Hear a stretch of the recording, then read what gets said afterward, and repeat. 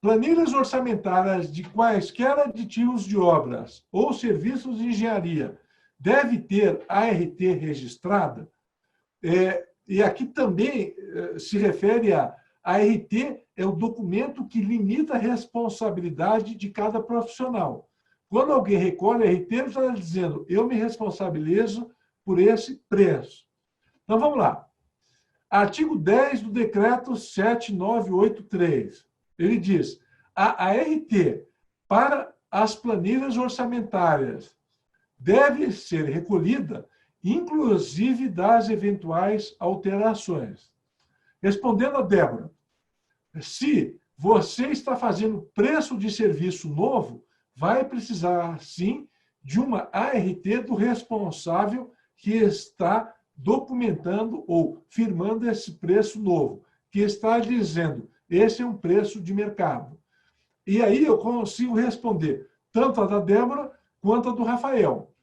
Todo mundo responsável por um preço específico deve ter, ou todo mundo, vou mudar a frase, cada profissional responsável por um preço, obviamente, profissional habilitado, deve ter um documento, quando se tratar de obra ou serviço de engenharia e arquitetura, documentado por meio de uma ART ou RRT.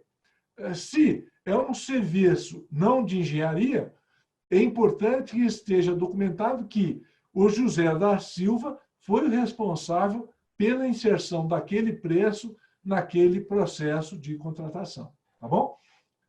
Falando de obra ainda, existe uma lei específica que fala de ART, Anotação de Responsabilidade Técnica. É a Lei 6496. E uma resolução, a 1025, que fala até na possibilidade de coautoria ou corresponsabilidade. Quando dois profissionais estão responsáveis pela mesma peça, eles podem ser coautores ou corresponsáveis. Mas, isso é importante, existe uma outra resolução do CONFEA, que é 1010. O que essa resolução diz? Que cada engenheiro, e o Diego fala, eu acho que aqui, ó. Não, essa é uma pergunta que vem depois. Cada engenheiro é responsável por um núcleo bem definido de ações e de atividades previstas na Resolução 1010. Não é porque eu sou engenheiro civil que eu vou poder fazer trabalho de engenheiro mecânico, de engenheiro naval e de engenheiro, eu coloquei aqui, aeronáutico e espacial. Eu tenho o limite de competência da minha engenharia definida pela Resolução 1010. Isso é importante, tá bom?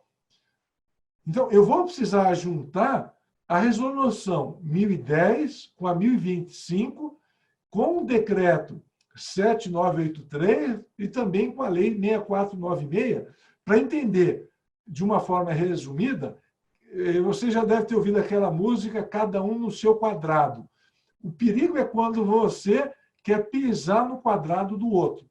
Ou quando o outro faz a peça no quadrado dele, manda para você e isso não fica claro no processo. Tá? Essa pergunta que eu respondi anteriormente também tem a ver com essa do Gustavo. Ele diz, sou engenheiro eletricista e fui nomeado fiscal técnico de uma obra de edifício. Em consulta ao CREA, com base na resolução tal e tal, foi-me informado que só posso ser responsável como fiscal técnico da parte de instalação elétrica. Resposta certa. Dessa forma, gostaria de saber se existe algum entendimento de que o fiscal técnico de obra deve ser engenheiro civil, pois nos normativos há sempre a citação de que o fiscal técnico pode ser arquiteto ou engenheiro. E aqui vale tudo que eu acabei de falar. O normativo diz arquiteto ou engenheiro, mas você tem que entender a palavra engenheiro dentro da competência específica do engenheiro. Acabei de falar, engenheiro civil tem uma competência, elétrico tem outra, naval tem outra. O CREA está certinho. O que você tem que fazer?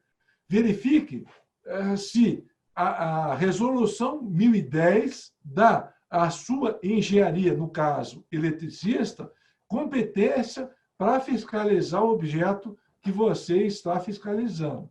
Se ela não der, você deve utilizar o artigo 67, parágrafo 2º, para alertar o seu superior dizendo: eu não posso ser fiscal técnico dessa obra porque a minha formação específica não permite. E o seu superior vai ter que encontrar uma solução. Tá bom?